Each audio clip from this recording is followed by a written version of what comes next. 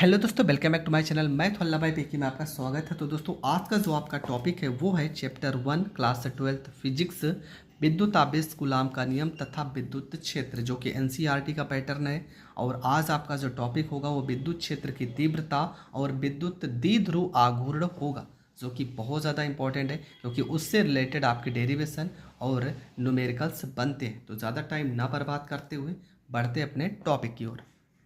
तो सबसे पहले हम समझते हैं कि विद्युत क्षेत्र की तीव्रता क्या होती है। ठीक है, विद्युत क्षेत्र की जो डिफिनेशन है और इसका जो फार्मूला है ये बहुत ज़्यादा इंपॉर्टेंट है। ठीक है, इंपॉर्टेंट होने के साथ साथ डेरिवेशन में उपयोग भी बहुत होता है। तो चलो शुरू करते हैं। सबसे पहले क्या है कि विद्युत क्षेत्र के बिंदु पर प्रति एकांक परीक्षण आवेश, ये शब्द आपको याद करना है। प्रति एकांक परीक्षण आवेश पर लगने वाले बल को उस बिंदु पर विद्युत क्षेत्र की तीव्रता कहते हैं। ठीक है, किसी भी विद्युत क्षेत्र के बिंदु पर अगर प्रति एकांक परीक्षण आवेश पर लगने वाले बल को उस बिंदु पर विद्युत क्षेत्र की तीव्रता कहते हैं। इससे इससे प्रदर्शित करते हैं। मान लो डिफिनेशन आपको थोड़ा कठिन लग रहा है तो आप ऐसे भी लिख सकते हो कि विद्युत क्षेत्र में, ठीक है, एकांक परीक्षण आवेश क्यू नॉट और उस पर लगने वाला बल के अनुपात को विद्युत क्षेत्र की तीव्रता कहते हैं। ठीक है, एकांक परीक्षण आवेश पर लगने वाला बल और परीक्षण आवेश के अनुपात को, बटे का मतलब क्या होता है, अनुपात को विद्युत क्षेत्र की तीव्रता कहते हैं। तो आप इस तरह से भी लिख सकते हो, लेकिन ये डिफिनेशन ज़्यादा बेटर हमको लग रहा है। जो भी आपको सरल लगे आप लिख सकते हो। तो क्या लिखा गया है कि विद्युत क्षेत्र के बिंदु पर प्रति एकांक परीक्षण आवेश पर लगने वाले बल को उस बिंदु पर विद्युत क्षेत्र की तीव्रता कहते हैं। इसे ई से प्रदर्शित करते हैं। फार्मूला हो जाएगा ई बराबर एफ बटे में क्यू नॉट, जहाँ पे एफ क्या है, एफ आपका बल है और क्यू नॉट आपका क्या है, तो ये आपका परीक्षण आवेश है। परीक्षण आवेश है, ठीक है, परीक्षण आवेश है। बल का मात्रक आपको पता है न्यूटन होता है, आवेश का मात्रक कूलाम होता है। तो इसका जो मात्रक हो जाएगा वो आपका हो जाएगा न्यूटन प्रति कूलाम। ठीक है, इसका मात्रक जो हो जाएगा वो आपका हो जाएगा न्यूटन प्रति कूलाम। अब यहाँ पर एक शब्द लिखा है, कौन सी राशि है ये भी आपको पता होनी चाहिए कि यह एक सदिश राशि है। विद्युत क्षेत्र की तीव्रता कैसी राशि है, तो यह एक सदिश राशि है। यहाँ पर एक शब्द लिखा है क्यू नॉट, इसके बारे में थोड़ा से समझ लेते हैं। ठीक है, यहाँ पे क्यू नॉट बराबर क्या हो सकता है, क्यू नॉट को क्या क्या कहते हैं। पहली बात तो क्यू नॉट आपका जो होता है इसे टेस्ट चार्ज भी कहा जाता है। ये टेस्ट चार्ज इसको कहा जाता है। ठीक है, टेस्ट चार्ज कहा जाता है, मतलब परीक्षण आवेश कहा जाता है। दूसरी चीज़ क्या होता है, ये एक सूक्ष्म आवेश होता है। ये एक सूक्ष्म आवेश होता है, सूक्ष्म आवेश होता है।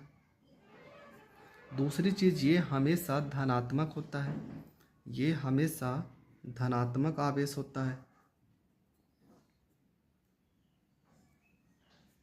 ठीक है, तो क्यू नॉट के बारे में ये तीन चीज़ें आपको पता होना चाहिए।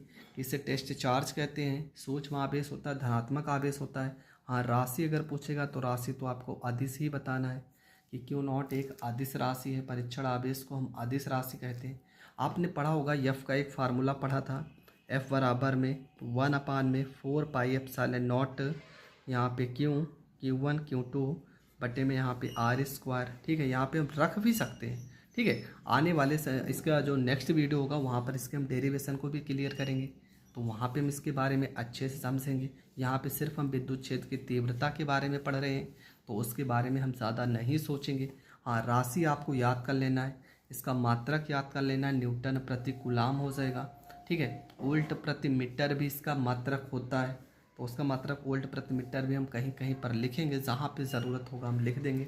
परीक्षण आवेश के बारे में तो समझ गए कि टेस्ट चार्ज कहते हैं, सूक्ष्म आवेश होता है, धनात्मक आवेश होता है, अदिश राशि की तरह व्यवहार करेगा।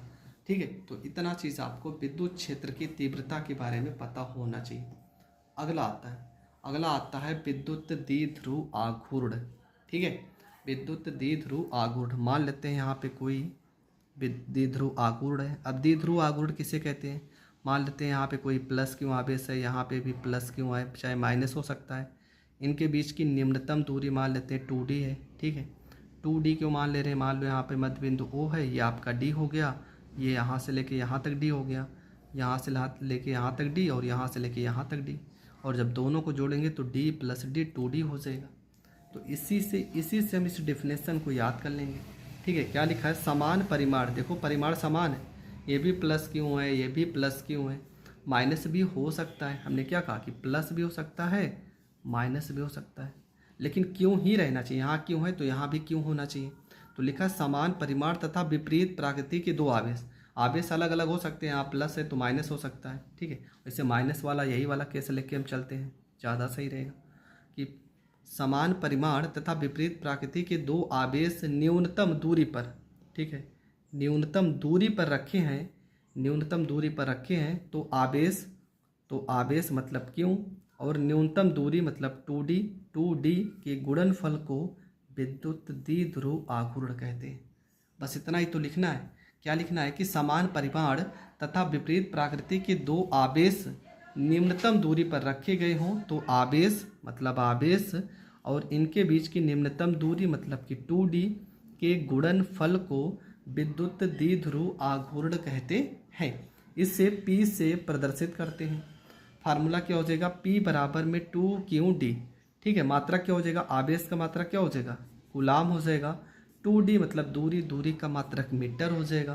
कूलाम मीटर को हम डेबाई भी कहेंगे। ठीक है, कूलाम मीटर जो हो जाएगा वो डेबाई के बराबर हो जाएगा। एक डेबाई का मान भी होता है, एक डेबाई बराबर, यहाँ चलो लिख भी दे रहे हैं कि एक डेबाई बराबर आपका होता है 3.3 गुणे 10 की पावर -30 कूलाम मीटर होता है।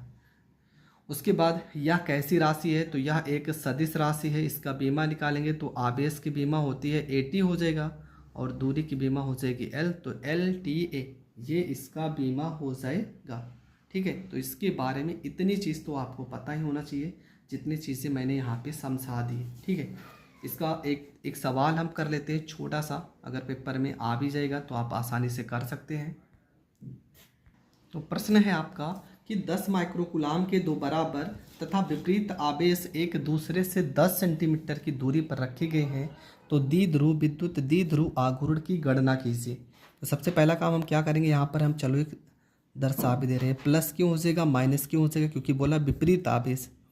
और इस पर यह भी 10 माइक्रोकूलाम है, ये भी आपका 10 माइक्रोकूलाम है।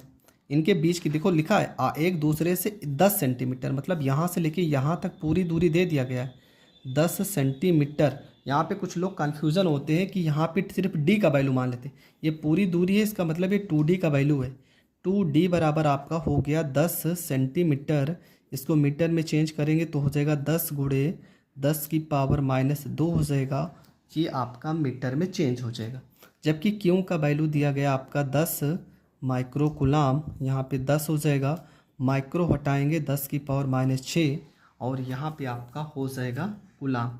फार्मूला P बराबर हो जाएगा Q गुणे में यहाँ पे 2D हो जाएगा, यहाँ P बराबर हो जाएगा Q का वैल्यू 10 गुणे 10 की पावर -6, 2D का वैल्यू 10 गुणे 10 की पावर -2 हो जाएगा। यहाँ पे देखो 6 में 2 जोड़ेंगे 8, यहाँ पे 10 की पावर 1 प्लस में है, यहाँ भी 1 प्लस में है, तो देखो ये भी +1 2 हो जाएगा, ये -2 कट जाएगा, आ जाएगा सीधा सीधा 10 की पावर -6। मात्रक क्या हो जाएगा, मात्रक हो जाएगा कूलाम मीटर हो जाएगा। ठीक है, मात्रक क्या हो जाएगा, मात्रक कूलाम मीटर हो जाएगा और ये आपका हो जाएगा करेक्ट आंसर। तो विद्युत द्विध्रुव आघूर्ण के सवाल, विद्युत क्षेत्र की तीव्रता, ये दोनों चीज़ें हमने समझ ली हैं। इसके बाद अब जो भी टॉपिक होगा उसमें डेरिवेशन होगा, बहुत ज़्यादा इंपॉर्टेंट डेरिवेशन है, इसलिए उस वीडियो को देखना ना भूलें। तो मिलेंगे नेक्स्ट वीडियो में, तब तक के लिए जय हिंद जय भारत।